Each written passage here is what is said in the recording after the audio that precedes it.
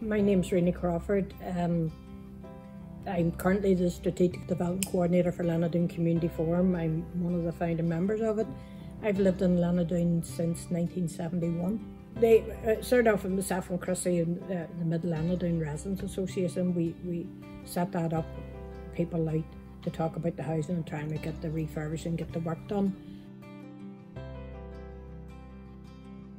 So it was strange times, frightening times, but I have to say the community spirit and people helping each other out were obviously second to none. A number of formed residents association to try and actually, engage with the housing executive to say, look, this is what this area needs, this is what we need. In the early 90s, I think David Bass was in the housing executive at that time, and I remember my colleague Jerry Doherty and Michael, who formed the forum, got him out here to do a walk around the estate, and he took on board what we were saying, and tenant consultation, should be at the heart of everything they do. So from that time, the resident associations in their own area have their own autonomy, and they were working away, trying to get work done, trying to get schemes, and collectively as a forum, we then lobbied to ensure funding was secured, or lobbied the housing executive, or lobbied Stormont to ensure that budgets were made available. If you look at the size of Lenadoon estate, it's always kind of referred to top, middle and bottom. And at the time of the Troubles, an awful lot of families were burnt or forced from their homes, and they fled to West Belfast for safety.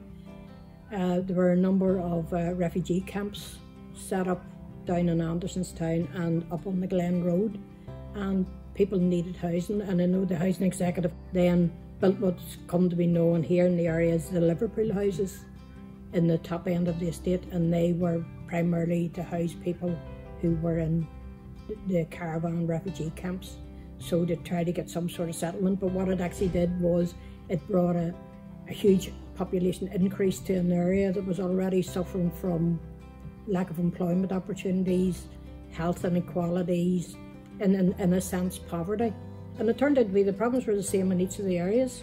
We weren't getting a service, we weren't getting work done to the houses, So we set about, had a community conference in May 1992 and established Lenadoon Community Forum.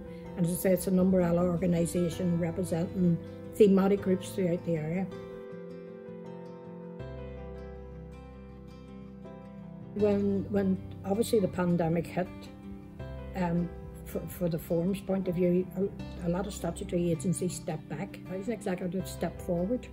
They actually created a COVID community response grant, and we were able to access that. The forum set up a centralised food bank here, and were able to make up food parcels and did deliveries to over 300 homes on a weekly basis. But also through the funding from the executive, non-food items were also provided to families. It was also about ringing families up, and then some people were saying, obviously with course it was maybe the first person had been near their house. So I think the youth staff in here, the staff in this building, the staff in Glenparent, everyone came forward. They did the packing, they did the delivering. It was, it was fantastic to see a collective action from a community who worked together, because that's the community all stepped forward. I think the legacy is the work put in to create an organisation that has community participation and community partnership at its heart, and to recognise the value of that. It has to be valued and has to be centred in everything the organisation has done, and that came about in the 90s. And it has been progressed, it has been developed.